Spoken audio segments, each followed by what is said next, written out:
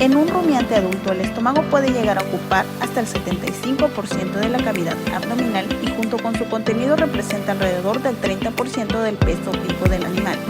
Se divide en 4 cavidades: el retículo, el rumen, el omaso y el abomaso. Solo este último es glandular y funcionalmente análogo al estómago de los no rumiantes, mientras que los anteriores están cubiertos por un epitelio queratinizado y carecen de glándulas.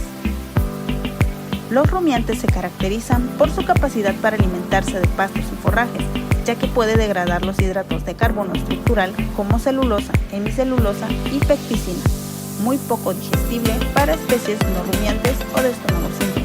A partir de esta diferencia fundamental, la fisiología digestiva del rumiante adquiere características particulares debido a que la degradación del alimento se realiza mayoritariamente por digestión fermentativa y no por la acción de enzimas digestivas, y los procesos fermentativos tienen lugar por diferentes tipos de microorganismos a los que el rumiante aloja en sus divertículos estomacales. Gracias a la microbiota ruminal, los carbohidratos fibrosos como la celulosa y la hemicelulosa pueden representar la fuente más importante de energía para los rumiantes. Las raciones carentes de fibra pueden conducir a desórdenes de la digestión. Estos carbohidratos fibrosos además son necesarios para estimular la rumia, aumentar el flujo de saliva hacia el rumen y estimular las contracciones ruminales. Los carbohidratos son la fuente más importante de energía y de los principales precursores de grasa y azúcar en la leche de la vaca. Los microorganismos, bacterias y protozoos en el rumen permiten a la vaca obtener energía de los carbohidratos fibrosos, celulosa y hemicelulosa, que son ligados a la lignina en las paredes de las células de las plantas. La fibra es voluminosa y se retiene en el rumen, donde la celulosa y la hemicelulosa fermentan lentamente. Mientras que madura la planta, el contenido de lignina de la fibra incrementa y el grado de fermentación de celulosa y hemicelulosa en el rumen se reduce. La presencia de fibra en partículas largas es necesaria para estimular la rumia. La rumia aumenta la separación y fermentación de fibra, estimula las contracciones del rumen y aumenta el flujo de saliva hacia el rumen. La saliva contiene bicarbonato de sodio y fosfatos que ayudan a mantener la acidez. El pH del contenido del rumen es un pH casi neutral. Raciones que faltan fibra suficiente resultan en un porcentaje bajo de grasa en la leche y contribuyen a desórdenes de digestión, tales como desplazamiento del abomaso y acidosis del rumen. Los carbohidratos no fibrosos, almidones y azúcares fermentan en forma rápida y completa en el rumen. El contenido de carbohidratos no fibrosos incrementa la densidad de energía en la dieta y así mejora el suministro de energía y determina la cantidad de proteína bacteriana producida en el rumen. Sin embargo, los carbohidratos no fibrosos no estimulan la rumia o la producción de saliva y cuando se encuentran en exceso pueden inhibir la fermentación de fibra. Así, el equilibrio entre carbohidratos fibrosos y no fibrosos es importante para alimentar las vacas lecheras en una producción eficiente de leche. En la vaca lactante, el rumen, el hígado y la glándula mamaria son los principales órganos involucrados en el metabolismo de carbohidratos. Durante la fermentación ruminal, la población de microorganismos, principalmente bacteriana, fermentan los carbohidratos para producir energía, gases, metano y dióxido de carbono. El ácido acético, ácido propiónico y ácido butírico son ácidos grasos volátiles y conforman la mayoría de los ácidos producidos en el rumen. También, la fermentación de aminoácidos generados en el rumen producen ácidos llamados isoácidos. La energía y los isoácidos producidos durante la fermentación son utilizados por las bacterias para crecer, es decir, principalmente para sintetizar proteínas. El dióxido de carbono y el metano son eructados y la energía todavía presente en el metano se pierde. Si no es necesario para mantenimiento de la temperatura del cuerpo, el calor producido durante fermentación se disipa. Los ácidos grasos volátiles son productos finales de la fermentación microbiana y son absorbidos a través de la pared del rumen. La mayoría del acetato y todo el propionato son transportados al hígado. pero la mayoría del butirato se convierte en la pared del rumen a una acetona que se llama beta-hidroxibutirata. Todo el propionato se convierte a glucosa en el hígado. Además, el hígado utiliza los aminoácidos para síntesis de glucosa. Este es un proceso importante porque normalmente no hay glucosa absorbida del tracto digestivo y todos los azúcares encontradas en leche deben ser producidas por el hígado. Una excepción existe cuando la vaca está alimentada con grandes cantidades de concentrados ricos en almidón o una fuente de almidón resistente a la fermentación ruminal. Luego, el almidón escapa de la fermentación y alcanza el intestino delgado. La glucosa formada mediante la digestión en el intestino es absorbido y transportado al hígado, donde contribuye al suministro de glucosa de la vaca. La lactosa es una fuente alternativa de glucosa para el hígado. La lactosa se encuentra en ensilajes bien almacenados, pero la producción de lactosa en el rumen ocurre cuando hay un exceso de almidón en la dieta.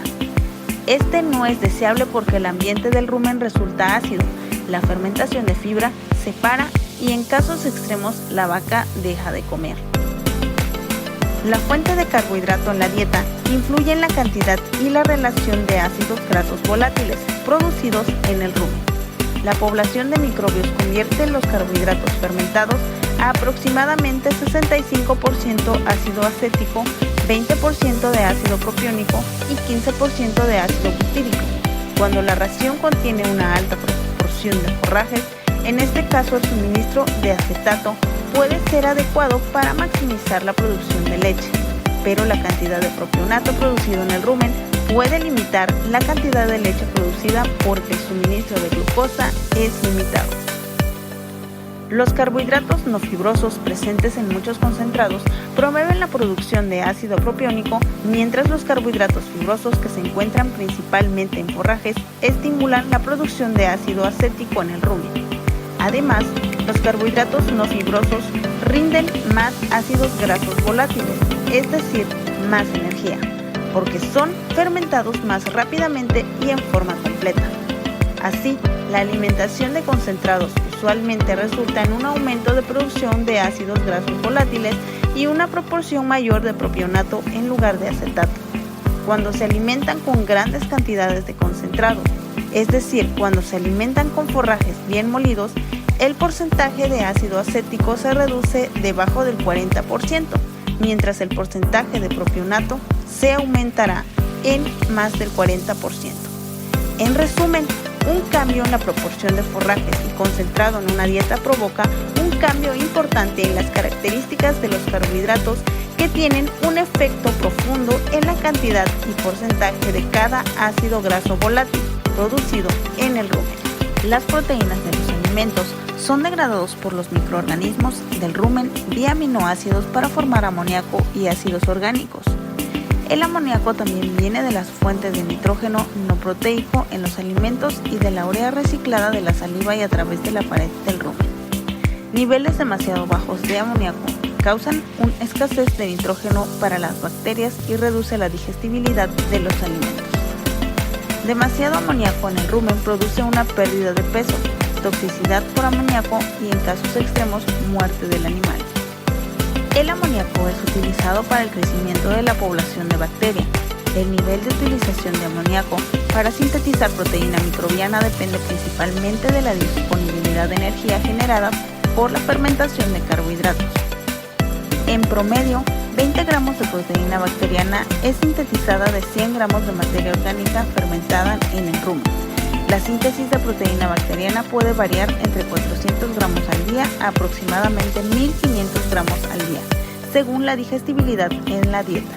El porcentaje de proteína de bacteria varía entre 38 y 55%. En general, las bacterias del rumen contienen más proteína cuando las vacas consumen más alimentos y las bacterias pegadas a partículas de alimentos pasan más rápidamente del rumen al abomasio. Usualmente una porción de proteína de la dieta resiste la degradación en el rumen y pasa sin degradación al intestino delgado.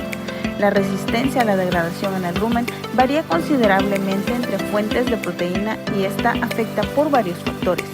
Usualmente las proteínas en un forraje son degradadas a un mayor nivel, de 60 a 80%, que las proteínas en concentrados o subproductos industriales, que viene desde 30 a 60%. Una porción de proteína bacteriana es destruida dentro del rumen, pero la mayoría entra al abomazo pegada a las partículas de alimentos. Los ácidos fuertes secretados en el abomazo paran toda actividad microbiana y las enzimas digestivas comienzan a separar las proteínas para formar aminoácidos. Aproximadamente 60% de los aminoácidos absorbidos en el intestino delgado son derivadas de proteína bacteriana y el 40% restante es de proteína no degradada en el rumen. La composición de los aminoácidos en la proteína bacteriana es relativamente constante respecto de la composición de la proteína en la dieta. Todos los aminoácidos, incluyendo los esenciales, están presentes en la proteína bacteriana en una proporción que aproxima a las proporciones de aminoácidos requeridos por la glándula mamaria para la síntesis de leche. Así, la conversión de proteína de los alimentos a proteína bacteriana es usualmente un proceso beneficioso.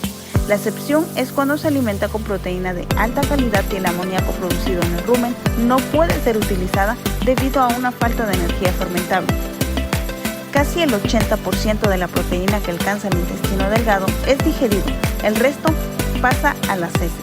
Otra fuente importante de nitrógeno en las heces son las enzimas digestivas secretadas en el intestino y el reemplazo rápido de las células del intestino, que es proteína metabólica de las heces. En promedio, por cada kilo de materia seca ingerida por la vaca, hay un aumento de 33 gramos de proteína corporal perdido en el intestino y eliminado en las heces. Cuando hay una falta de energía fermentable o cuando la proteína cruda en la dieta es excesivo, no todo el amoníaco producido en el rumen puede ser convertido a proteína microbiana. Un exceso de amoníaco pasa de la pared del rumen y es transportada al hígado. El hígado convierte el amoníaco a urea, que está liberada en la sangre.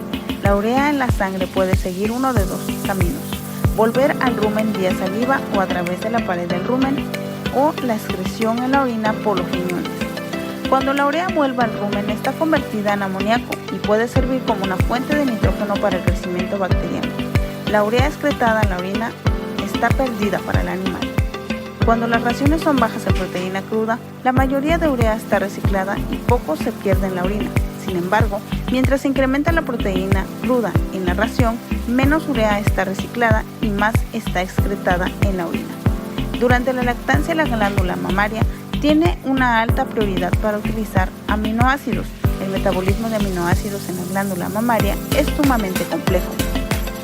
Los aminoácidos pueden ser convertidos a otros aminoácidos u oxidados para producir energía. La mayoría de los aminoácidos absorbidos por la glándula mamaria es utilizada para sintetizar proteínas en la leche. Las proteínas de suero de leche también son sintetizados de aminoácidos en la glándula mamaria. Alfa-lactalbumina es una enzima que tiene funciones en la síntesis de lactosa y es importante en la formación de cuajadas en el proceso de hacer quesos. Algunas proteínas encontradas en la leche, inmunoglobulinas, juegan un papel en transmitir resistencia a enfermedades al ternero recién nacido. En el rumen, la mayoría de los lípidos son hidrolizados. El enlace entre el glicerol y los ácidos grasos son separados, dando origen a glicerol y 3 ácidos grasos. El glicerol se fermenta rápidamente para formar ácidos grasos volátiles. Algunos ácidos grasos son utilizados por las bacterias para sintetizar los fosfolípidos necesarios para construir las membranas de células. Otra acción importante de los microbios del rumen es el hidrogenar los ácidos grasos no saturados.